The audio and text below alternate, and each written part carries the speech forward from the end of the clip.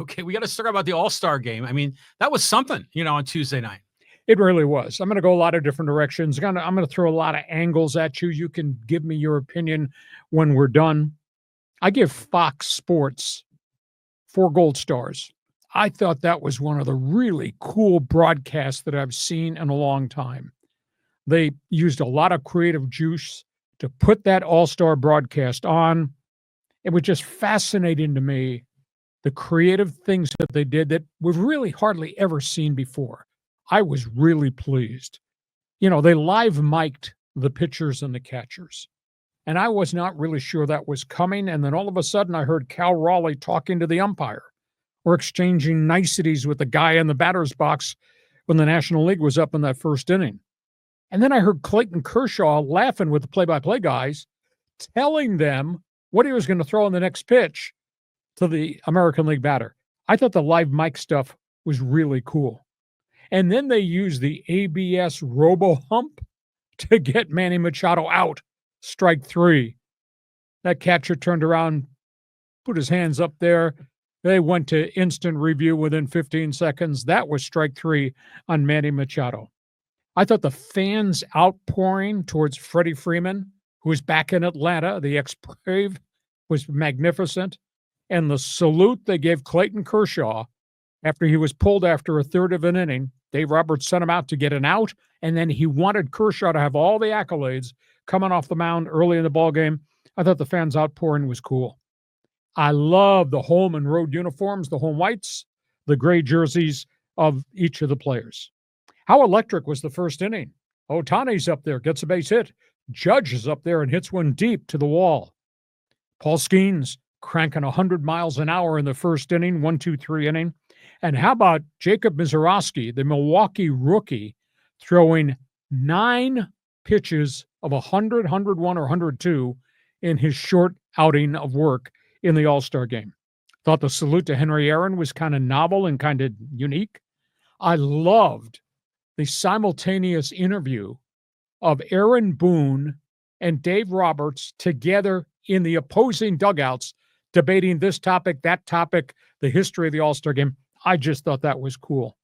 And then the very moving point in that 7th inning, and they've done this prior in years go by, they stand up to cancer placards that everybody is given, the players, the fans in the stands, really cool. And everybody writes a name of a family member, a friend who suffered from cancer and passed. Everybody's done it. And right there at the front of the line, Ken Rosenthal, lead baseball writer for Fox Sports, whose name was on his placard? Scott Miller from CBS Sports. Scott Miller, who lived here, longtime baseball guy. Scott Miller, who just passed away after a bitter 2-year fight with cancer. I thought that was so classy and so Dave Roberts did the same thing. Emotional. Okay, I saw Ken Rosenthal's. Yeah. That was really thumbs up there. And then we got to the 6-6 tie after the National League let a 6-0 lead slip away. No lead is safe, not with all the superstars on the field. And then we get to the swing off. And I had totally forgotten that they decided they were going to do this so this would never happen again, in which a game would end in a tie after 9 innings. I do wish that they had kept all the guys in the dugout so that we could have had a swing off that might have had Ohtani, Alonso, Machado, Tatis against the American League swing off guys. It might have been Judge, Raleigh, Vlad Guerrero, but they did not. And did you ever think the Dodger coach, Dino Abell, would be the winning pitcher in the All-Star game? The Dodger coach who threw the home run balls that Kyle Schwarber hit out, the 3 shots in the swinging at-bats that gave the National League the victory. And how about Schwarber's game-winning hit? Not just a monster shot. Dude went down to get it, was almost on one knee when he poked it out. I thought this is one of the coolest All-Star games. And like I say, I give 4 gold stars to Fox Sports. I just thought it was really significant. And John Riley from left field with his opinion says, do you remember, like, last time we were talking about this and about the diminished legacy of the All-Star game, and doesn't mean as much, but it was a fun time. I mean, electric. Usually I get excited for the home run derby and, the game is on, but I don't really care about the All-Star game. It was entertaining, and like the microphones between the pitcher and catcher. At first, I was confused. Who's that talking? But they kind of figured it out. It wasn't like that awkward kind of with some players, like it was for Tatis a few weeks ago on Fox. But the game was fun. The swing off at the end was fun. It's fun to speculate would Major League Baseball ever get rid of extra innings or even the ghost runner thing and just replace it with a home run derby. But you can't do that in a regular season. But it was all fun. But there's two things about the game that I wanted to ask you about. One of them is, how about that automatic ball strike system? That works perfectly. There's no reason they can't do that for every pitch in the entire game. I just don't know about that. I'd give each team 5 challenges.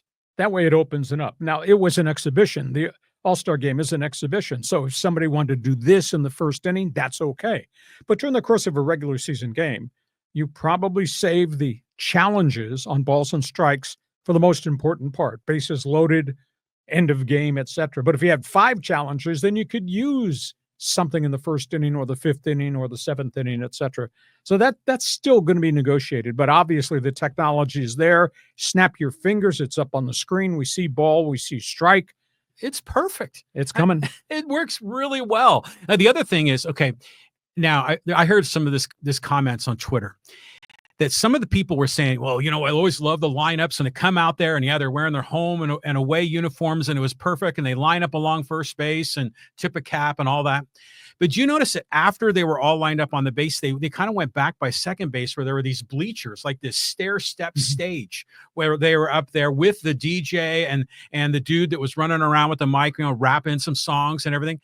A lot of old school guys didn't like that part of it, bringing in the modern entertainment. But to me, this is Atlanta, Georgia. I would expect it as some of that. I thought it was kind of cool. Yeah, as long as it doesn't drag out and out and out. The home run derby thing got cumbersome. The opening round took an hour 45, and that was an hour 45 of screaming and yelling.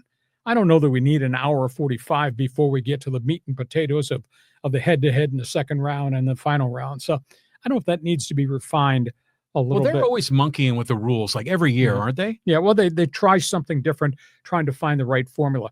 But I think all the creative juice that Fox Sports did made that telecast tremendous theater. Oh, I agree. It just was not the game, but everything that was wrapped around the game. I mean, here's Kershaw telling John Smoltz, I'm throwing a sweeper to this guy. And the guy fouls it off.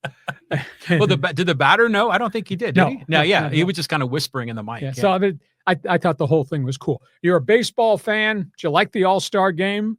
I said 4 stars for Fox Sports. Agree, disagree. Fans forum chat box is open. Now, you can't do that for every game. Every Dodger game that's on TV or every Padre game that's on, you can't do that. Do all that creative stuff because it takes big time manpower to execute it. I mean, the resources that Fox dedicated to that 3+ hour broadcast, you couldn't do that on a night by night basis over 162 games. But what a special telecast it was. Okay, so we go from that to the other stuff off the field, and it's gotten ugly.